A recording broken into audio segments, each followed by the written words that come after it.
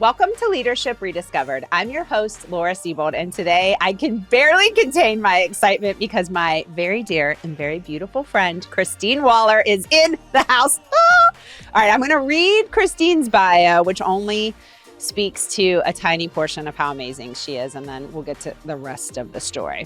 Christine Waller is Vice President of Communications and Corporate Responsibility for Duquesne Light Company, DLC, the electric utility for Pittsburgh and surrounding areas. In her role, Christine is responsible for driving environmental, social, and governance, ESG, strategies, and stakeholder engagement efforts to further Duquesne Light's positive impact while building the company's brand and reputation through purpose-driven communications that support DLC's financial and operational objectives and overall commitment to sustainability. Prior to joining DLC, Christine served as head of global communications at global pharmaceutical company Mylan. In this role, she directed a team responsible for external communications and media outreach, as well as employee communications in more than 165 countries related to strategic initiatives including major M&A, product portfolio and scientific milestones, financial performance, corporate social responsibility, and government relations. Upon completion of Mylan's merger with a division of Pfizer to form Viatris, Christine took on the lead role for the new company's corporate social responsibility function, overseeing efforts to strengthen Viatris's ESG performance through reporting transparency and stakeholder engagement. During her more than 10 years at Mylan and later Viatris, Christine also served as Chief of Staff in the Office of the CEO, where she was part of launching the company's first integrated corporate affairs department, and Head of North America Communications, which is how I met her, where she developed and led the first internal and external communications function for the company's highest revenue generating and most profitable business segment. Prior to joining Mylan, Christine lived in Monterrey, Mexico, where she worked in corporate communications and public affairs for Cemex, one of the world's largest building material companies. Also in Mexico, Christine delivered a weekly on-air segment in Spanish. Please go and YouTube this, everyone. As an international news analyst covering U.S.-Mexico affairs for Televisa, one of the country's largest commercial broadcast networks. Christine is an active member of World 50 for Sustainability Executives. She has a master's degree in public and international affairs from the University of Pittsburgh, bachelor's degrees in communications and English writing, also from Pitt, and is an international business minor from the Technological Institute of Monterrey in Mexico. Christine is fluent in Spanish and conversant in Brazilian Portuguese, and she is a star. Christine Waller. I'm so Goodness gracious. here. I am so happy to be here with you, Laura. Woo! I have to tell you, I was thinking about the first time that I met you. We were in a large conference room, actually just down the road from here, not too far away. And they were announcing you as the new director of communications for the North America region and the business we both worked. And I remember I was at one end of a very long conference table and you were at the other end. And so I looked down to see, who are they talking about here? And it was like the heavens parted and a light shone down. Oh, and I was like, this lady is a rock star. And not only were you super articulate as you're introducing yourself and what you're doing, I was like, okay, very intelligent, I could tell, and very cool. Like you had this like short, edgy haircut and this cool outfit on. And I thought, I'll never be able to hang with her. You are like awesome. The kindest person. That's a wonderful memory. Yeah. And we've had a lot of fun times. We've traveled together. We've learned a lot together. We've seen a lot together. Laughed together, cried together. Most importantly. If this was a podcast over happy hour, we might be sharing some different kinds of stories. Exactly. We've got a lot of those.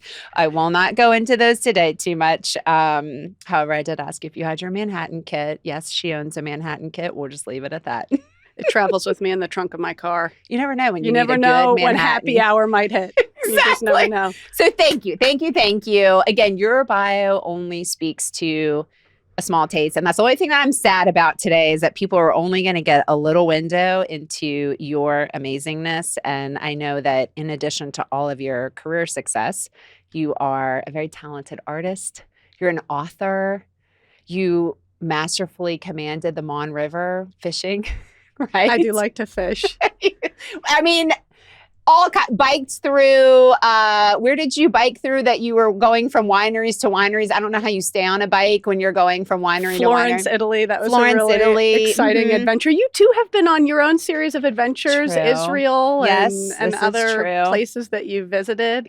Yeah, worldly woman. You've been saying kind words about me. What about you? And launching this amazing business that you have, Shine Consulting. Thank you. For all the listeners, I got to put a plug in for Shine Consulting. Can I? So early in the podcast. I guess. Yes. I don't know what you're going to say. Recently worked with my team at Duquesne Light Company to do some team engagement, team building. It was really awesome using the insights discovery model. Yeah. You've got to check out Shine Consulting.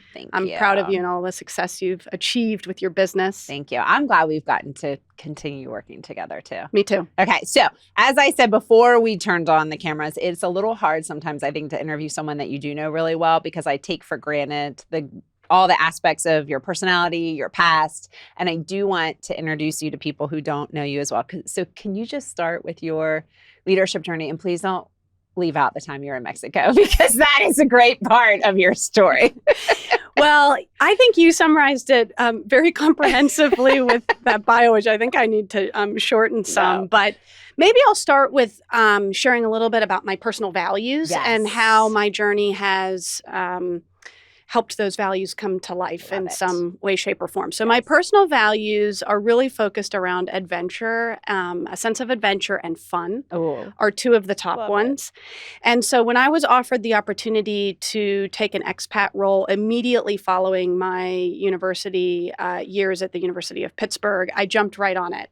And that was all fine and well until I saw a truck carrying my car down the road and that they were taking it to cross the border. And I'm still in Pittsburgh thinking, oh my God, what have I done? What have I done?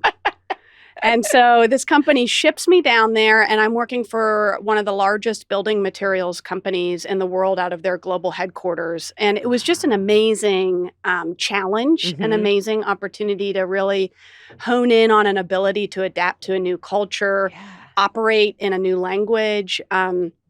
I look back at those years very fondly.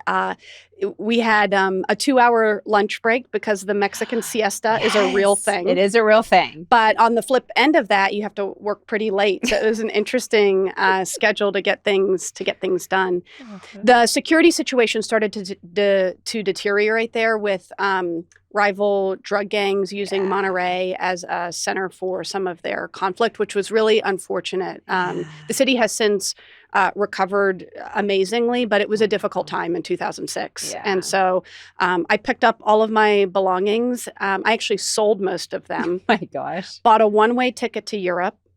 And because I knew I was going to get back to the U.S. eventually to do a master's degree, but I had some time. Yeah. And so I sold most of what I owned and bought a one-way ticket to Europe and traveled across the continent, 17 countries and 40 cities. Oh my gosh. With a backpack and a notepad, and wrote stories of my adventures. Yes. Once again, back to this personal sort of sense of adventure being one of my core values.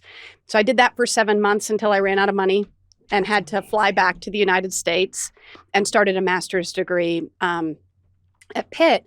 From there, I was offered an opportunity with a storied West Virginia company, Mylan, and was there for a little over a decade and just had tremendous opportunities to grow and develop as a person and as a professional. Met some of my very best friends there and really, really enjoyed my time at that company. Then I had babies. Yes, quickly. Okay. Like, back-to-back babies. Back-to-back babies. I married later and decided, if we're going to make this work, let's have a go at it. Yeah. And so I have a 4-year-old and a 2-year-old now.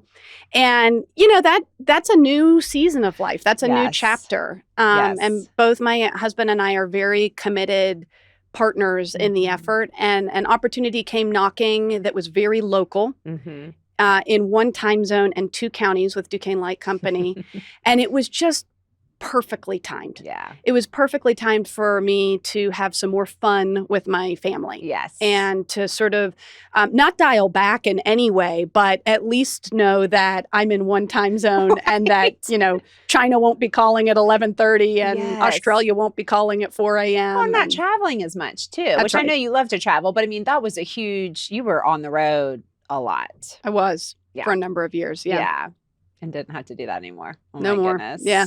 So Wow. it's been a good transition. And, you know, I think one of the common themes that I identify throughout all of those experiences, first of all, I was always in similar functions. So I was always overseeing communications, reputation, or corporate responsibility. But all of the companies that I've been with all provide an essential service. Yeah. So, you know, whether it's meeting patient needs through access to medicine or right now, literally providing the energy that powers an economy in a city that I love. So I live and work in Pittsburgh right now. But you were a West Virginia resident for a period of time. Yeah. Officially. I look back on those years so fondly. Yes. I actually lived at the Westover Bridge there in downtown Morgantown. Not under the bridge. Not under. To be we clear. should clarify. I lived at the bridge. In an apartment complex at the Westover Bridge. And so after work at Milan, I'd come home and I'd fish off the dock. And those were awesome years. Yeah, they were. Oh, I love those stories. So, okay, you talked about your personal values. It doesn't sound like fear is one of your personal values. And thank goodness, because I mean, these were, when you were in Mexico, Europe, I mean, you had to have been early 20s at that time? Early 20s, yeah. That's very bold. That's a big move for someone. And were you afraid, or what was your approach to that? I think I was kind of naive as to how big a move and risk that was. Yeah. I know I was naive. So much so that I'm not sure if I have another expat assignment in me. I might. Right. But I think that those are opportunities sometimes that you can only uniquely pursue when you are that naive. Yes. About the risk. Yeah, I think sometimes, even for me, I have a tendency to be overly optimistic about things. Like, it'll be fine. This is going to be great. And then I think sometimes that helps me actually get through things that when I look back on them in hindsight, I think, oh, that was really risky. And I think I just didn't even realize what I was getting into, but it all worked out and it was fine. But I know that sometimes that carries me through some of those situations where I'm like, it'll be fine. This is going to be a great adventure. This will be fun. Let's see what happens. I'm with you. I think sometimes, though, we underestimate the preparation that we've invested in ourselves or in the communities that we build to prepare us for those moments. True. In the example of me moving to Mexico, I had already studied abroad there. I already had a network of friends there. Okay. I already spoke Spanish. Yeah. And so all of those components maybe made it seem less risky for me, even though there were obvious risks involved with such a big decision for somebody at that age. It's wild. I love and then you wrote a book about your time in Europe, right? I did write a book about my time in Europe. So when I left Mexico and traveled for those 7 months throughout Europe, I took notes and wrote stories of my adventures and published a chapbook, which is another word for that is a novella. It's a short, it's just a short book. Yeah. A short book of stories through Chatham University in Pittsburgh. So I'm very proud of that project, although it never made it to Amazon's bestseller list. Not yet. You know, there could be a second edition, maybe a relaunch of some kind. Adventures in Parenthood would be the next series of stories that might. Oh my! Yeah, very different. Yeah, different kind of book there. Okay, so when I think about you and the roles that you've had, I mean, you catapulted to success very, very quickly, which was very well deserved. But I think about for you that just because you were able to hit success very early doesn't mean that was an easy path necessarily. And I would love to hear your perspective on maybe the things that you would attribute your success to, but also maybe some barriers that you found along the way that you've identified that maybe would love to remove for other people who are on a similar path to you. Yeah. First of all, thanks for acknowledging that there are challenges that come with that journey, as with any journey. Yeah. And I kind of think about it in two buckets. First is, how do you secure the opportunity? Yeah. Like, how does the opportunity come to you? And second, what do you do with it? So, just digesting that first bucket, you got to be prepared. You got to work hard. Yes. You have to invest the time. It's not a 9 to 5 thing to pursue opportunity. No. So that's, there's an element of that you can control. There's a lot that you can't control in terms of when opportunity comes your way. So I think about the ingredients that you might look for in an environment where there's even a possibility that exists for you to, for the door to be open to you. So things like, what does the team who is managing an organization where you work look like? Are they young? What is the average age of the organization where you're working? What is their risk appetite for moving talent? And all of these ingredients were precisely right at the organization where I was when I was given my first sort of global leadership opportunity. It was a relatively young leadership team. Diverse men and women. So I saw myself as a part of that leadership team. It was a company that took high risk on talent and often secured high reward as a result of that. So those were things that I, and high growth benefited too. from. I mean, I think that's another factor. As I was listening to you, I was like, I've never really thought about those ingredients so much, but you're right. There are certain components that need to be in play to kind of help facilitate if you want to make moves and if you want to grow. And I do think where the company is at. I mean, there are companies who are trying to stay as flat as can be and steady. And we're in this for a very, very, very long haul. And to that, for us, what that means is maybe very incremental growth. You've got other companies that are trying to have very aggressive growth. There's other companies that are scaling down, so I think that's a piece of it too. It's agree. Where's the company in terms of their own trajectory? I agree. So, okay, let's say the ingredients are right. You've worked hard to prepare for an opportunity that comes your way and you walk through the door. All right, what do you do with that? Yeah. I think, there are benefits and risks to young people being in executive leadership roles. There's a tension to navigate between having enough confidence to know you belong at that table, but enough humility to acknowledge that you know nothing. Yeah. Oh, that is so how do powerful. you manage that? I can't profess to say that I've managed that tension successfully at every moment during this journey that I've been on.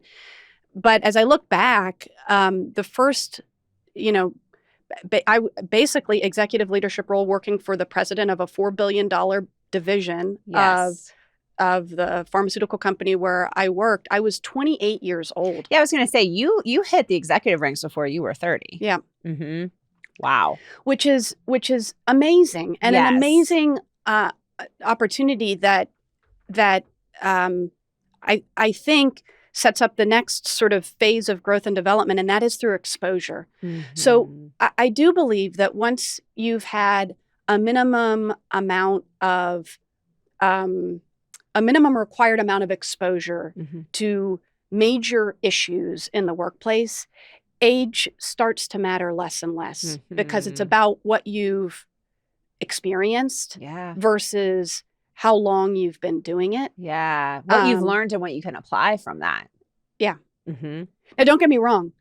Years of experience is always going to matter. Yes. Because the more years you have, the more you've seen and the more times you've seen it done. And the more you have wisdom, the more quickly you're able to jump to conclusions that might take others time. So I never have discounted the importance of years of experience. And I am one of those people. I value getting older. I love the opportunity to continue growing and getting older. I'm not afraid of the wrinkles. Me neither. These are war. Bring them on. Bring them on. But my point is that if you happen to have been exposed to things by the time you were 30 that others don't happen to be exposed to until they're 40 or 50, doesn't make you less qualified. No. In fact, it means that you're just running the race a little bit more quickly. Yeah, absolutely. And I think it speaks to having people think through where can I contribute and how can I contribute? And it's not so much what is this company necessarily going to do for me? But what can I do? What can I bring to the table? And everybody contributes differently. So maybe I don't have a lot of experience, years of experience. Okay, what are the things that I can do to make a positive impact and a positive contribution here? And that looks different for different people. It's always about that. Mm-hmm. It's always about that, because I think that we talked a little bit recently about the notion of extreme ownership and accountability, and just really finding those opportunities to make a difference, and don't focus so much on who's getting credit, or making a difference always gets noticed. Yeah. And it always rises to leadership's attention. Mm-hmm. And I would say that's another really great ingredient for how you can create opportunity for yourself, where it's not immediately apparent where doors may be opening. Open them for yourself. Exactly. Well, I like how you said that, creating opportunity for yourself, because again, I think working in the development space, it was always an interesting question to ask people within a company or an organization: who's responsible for development? Are you responsible for your own development? Is the company or your leader responsible for your development? And we'd have a lot of conversations about that. And at the end of the day, it's a two-way street. There are things, yes, that the company and the leadership team should be facilitating to enable your success. But at the same time, just kind of sitting around waiting for something to happen to you is not really going to create the ultimate success that you're looking for. If that's something that you want. It's 100%. About creating it yourself. 100%. What kind of can we talk about barriers? What kind of barriers were in place for you as you navigated that path very quickly? So as I think about that tension that I highlighted between having enough confidence to know you belong in the seat at the table versus the humility to know you know absolutely nothing. I think I was one of the biggest barriers at certain points in my path to growth, in the sense of owning the seat at the table where I was at. And that partly came from, it's a catch-22. That partly came from never having been there before and not knowing what was around the corner. Well, how can you know what's around the corner until you live through it? So I don't know that particular aspect of my leadership journey has anything to do with years of experience or age, as much as everybody has to go through that at some point, whether you're 28 or 55. If you've never, that's growth. If you've never seen something, how can you know to anticipate it? Exactly. Until you're in it. Yep. And then you figure it out from there. Yep.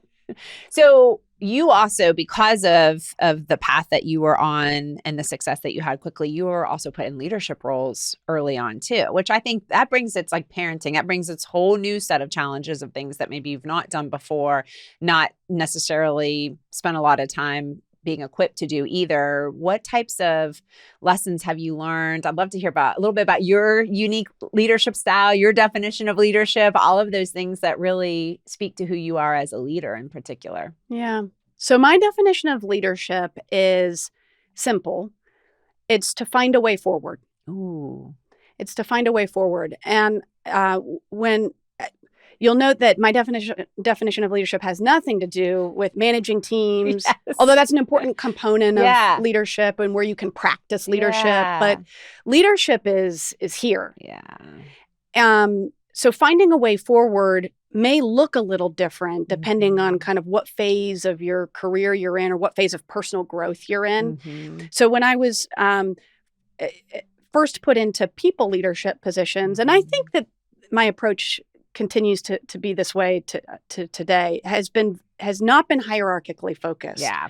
Because I knew that I was going to need people who were smarter, more experienced, had more wisdom, older, who were old. I knew that I needed people. I needed to surround myself with team members of all kinds in order to find a way forward. Yeah. Yeah. So for me, it's always been about valuing others' contributions even more than, certainly acknowledging that they can bring in many instances much more than what I can, and finding ways to elevate and acknowledge that, while also pouring something that I can pour into people, which is kindness, positivity, and encouragement.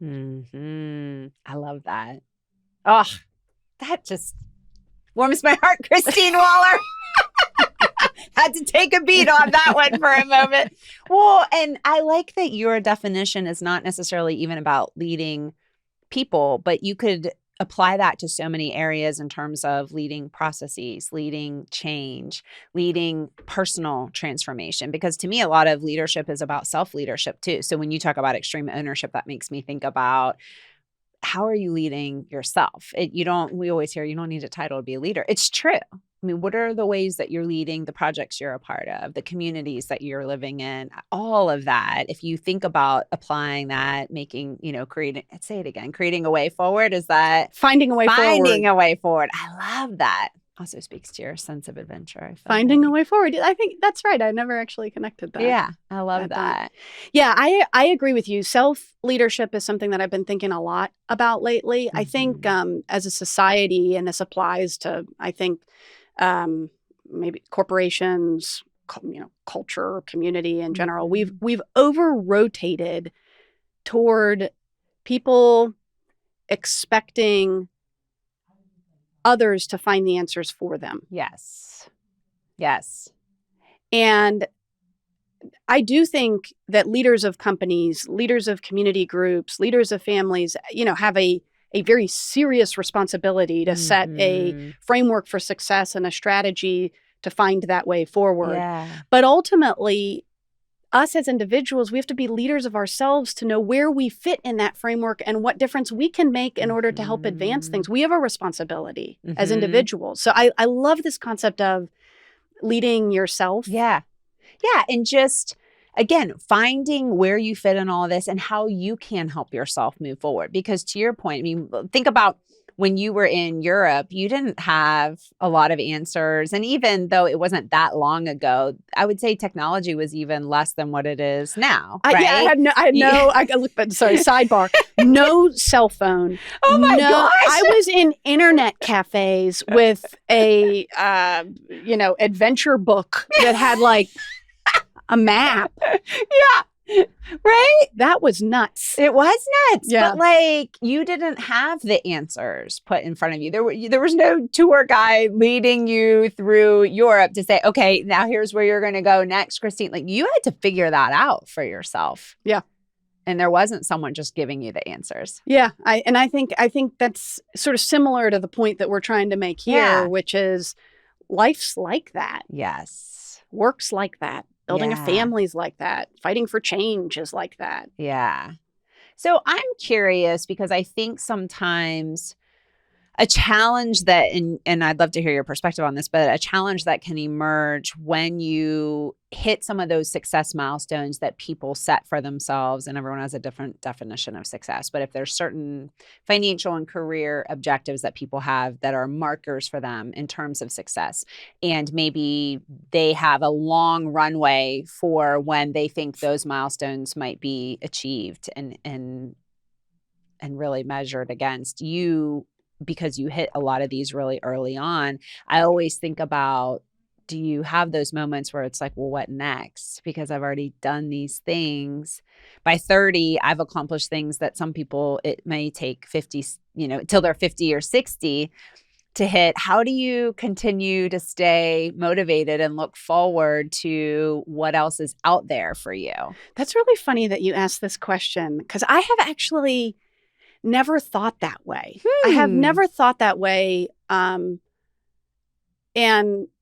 full disclosure for the podcast listeners, Laura had to give me a heads up that she was going to ask me about, achieving certain leadership milestones early in my career ahead of time, because it's not a concept I've ever even really considered. Yeah. Because for me, it's always been about what's that next difference that I can make. Oh. So I'm hungry for that. Not for the next job title, promotion, who's getting credit, who's on the cover of how much money. None of it's ever mattered. Wow. I mean, sure, we have to make a living. We all appreciate being recognized. Yeah. I'm not underplaying the importance of those things, but when you're really ultimately focused on making a difference and serving others, everything else falls into place. And that gets to, a piece of advice that I know you and I have been on the receiving end of when we shared our experience at the company that we worked at Mylan. I can't emphasize enough how much and how deeply I believe that attitude is the only thing that you can 100% control. Mm-hmm. And that when your attitude is right about serving others, helping others, relentlessly serving, everything else falls into place. That's so true. Honestly, I mean, when you talk about making a difference and thinking about from the perspective of where can I make a difference next, or how can I make a bigger difference, I think that is why you've been so successful and had so much of what other people may define as success, is because you had the right priorities in place for you. We're going with it. You left it.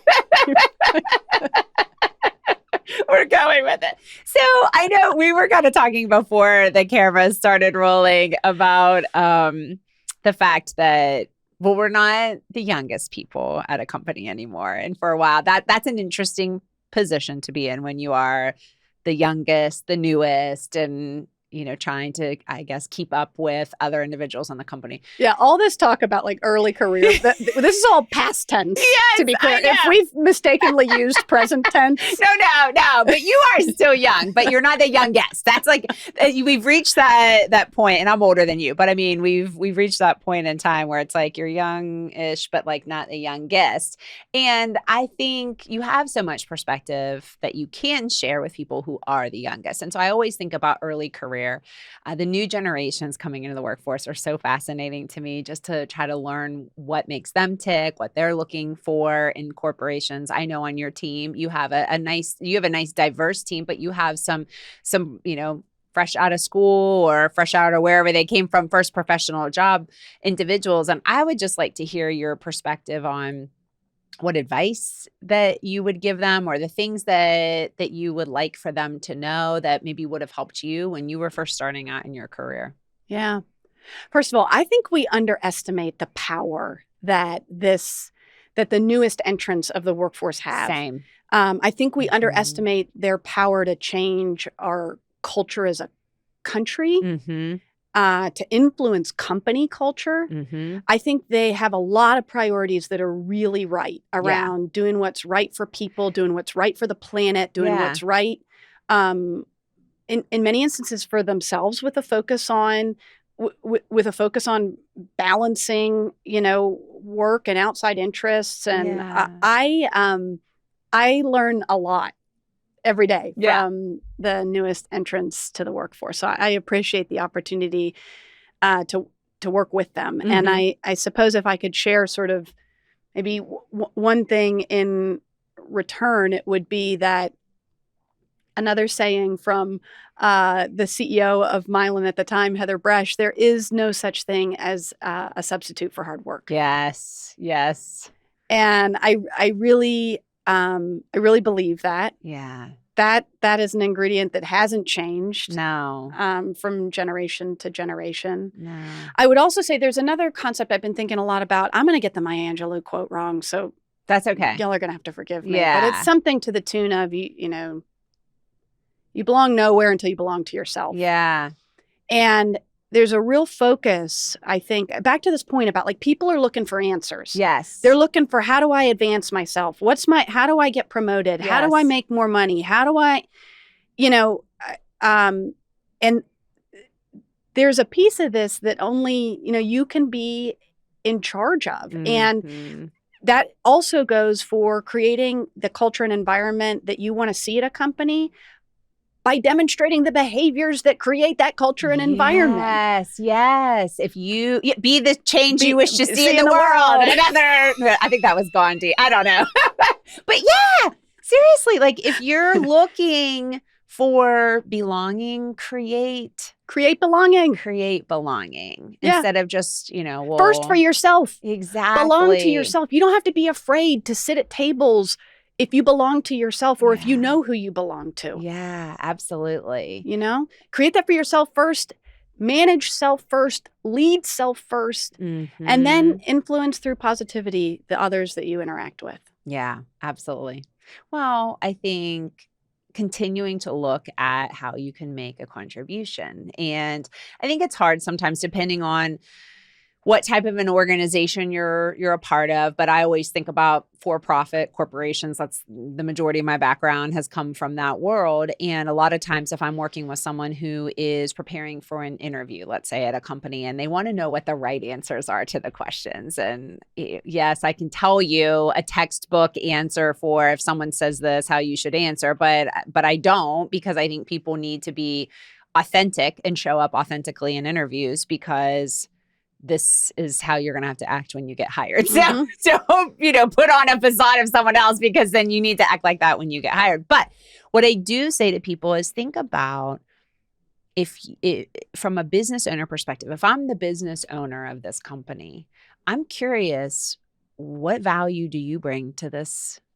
organization? So how are you going to maybe make money, save money, or from a non-monetary perspective, make a difference, make a positive impact, make things better than what they were before you came on board? And I think a lot of times when we're looking for jobs, we're not necessarily thinking about how we can make the impact to that organization or how we can serve that organization. It's more about how that organization could potentially serve us and why they should hire us, because we deserve to be there or we deserve a certain piece of compensation.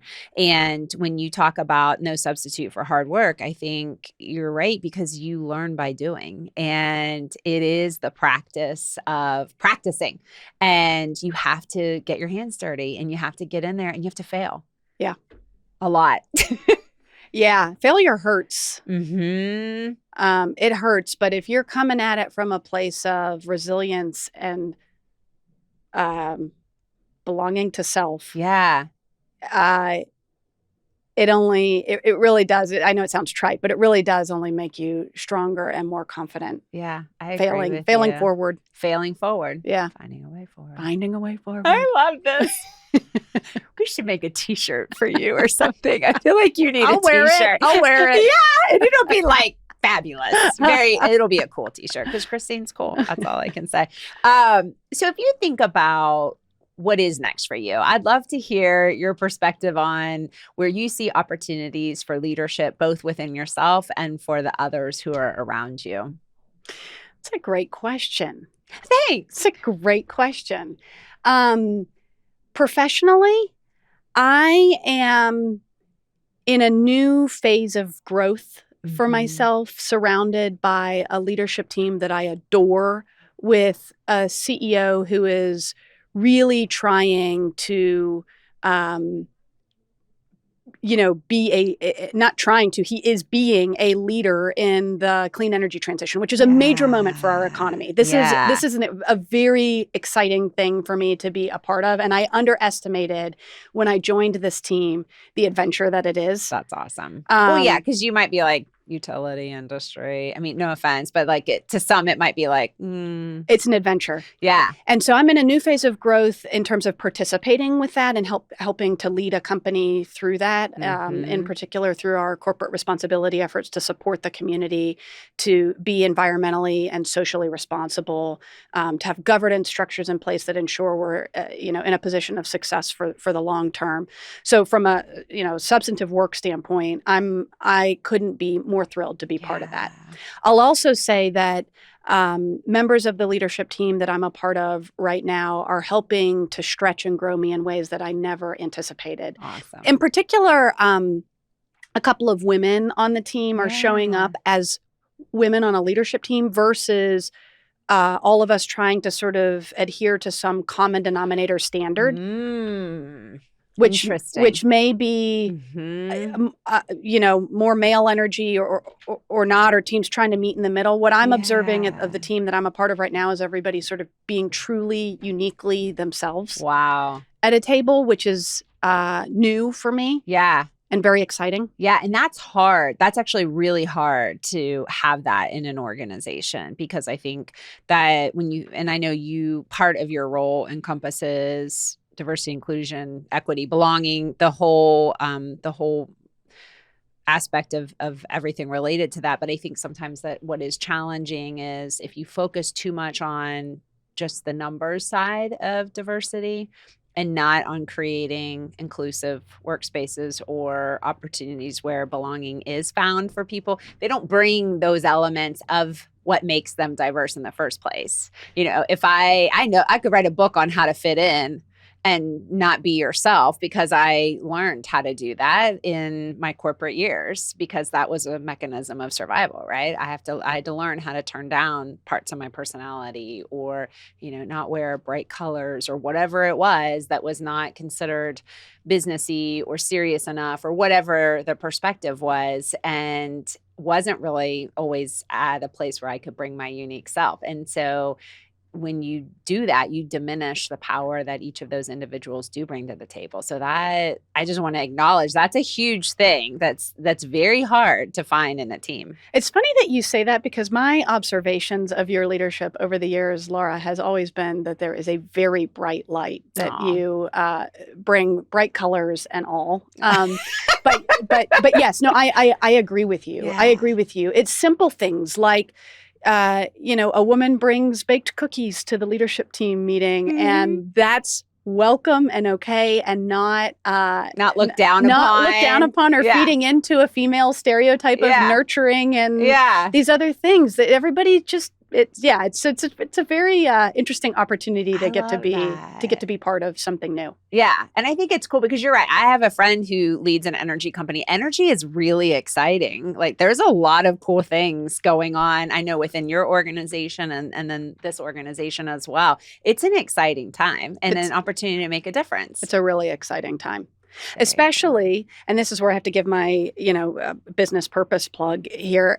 A clean energy future depends on the electrical grid in many ways. The grid is becoming a cleaner source. It's being fueled by cleaner and cleaner sources of energy. And so we have such an opportunity to get more customers connected to the grid and relying on the grid for their primary source of energy. So business plug. So awesome. Business plug done. Check. Yeah. All right, let's talk about you again. What have I not asked you today that you were hoping that we would get to talk about? I don't know if I have anything to add. Yeah? Really? Yeah, really. I just think, I don't know. I appreciate the conversation. I do too. And I just, again, I want people to get to know you, the real you. I think sometimes because of your role and a lot of the individuals that I bring on to this podcast, a lot of times they are spokespeople for their company. And they are often, if they're in media, it is to talk about their company. And you work for a great organization, but at the same time, you're also a great person and a great leader. And so I really wanted people to get to see that that exists around you. You're very kind. No, thank you for the opportunity. Absolutely. Yeah. And I just, look, the answers aren't always clear. No one has all the answers. Yeah. If you can ground yourself in positivity, kindness, encouragement of others, pour yourself into others to find a way forward, you'll get there. Mic drop. I love it. Thank you. Will you do a lightning round? I'll do a lightning round. Let's do it. This is going to be good. This is 60 seconds to answer as many open-ended questions about you. So hopefully you know the answers to these. It's kind of like a competition, but not really. But sometimes the guests turn it into a competition. So I'll just leave it at that. Okay. 60 seconds to get as many of these open-ended questions as you can, starting now. What season best fits your personality? Summer. Yes. What's your most used emoji in text? Oh, the laughing, crying face that's all squinched up on the side. I love it. What book, song, movie, or podcast has had the greatest impact on your life? This is a deep question. I love the absurdly long Western by Larry McMurtry called Lonesome Dove. I love a good Western. I can't say it's had the biggest impact, but it's like, I love Christine. that book. This is, what's something about you that surprises people when they first hear it, other than she loves a good Western? That I'm raising my kids in Spanish. Oh, very interesting. Okay, fill in the blank. I spend too much money on shoes. Yes. What celebrity would you want to play you in a movie? I don't know. One of the SNL comedians. Okay. Oh, Tina Fey. She's older than you, but she would be fantastic. Yeah, Tina Fey. Oh, man, I keep wanting to We'll go to lunch and I'll ask you the rest of these questions because I really enjoy these questions. But thank you again so much for being here. You're just fabulous. Thank you for having me. I think you're fabulous too. Thank you. That's all the time we have for today. Until next time, shine bright, everyone.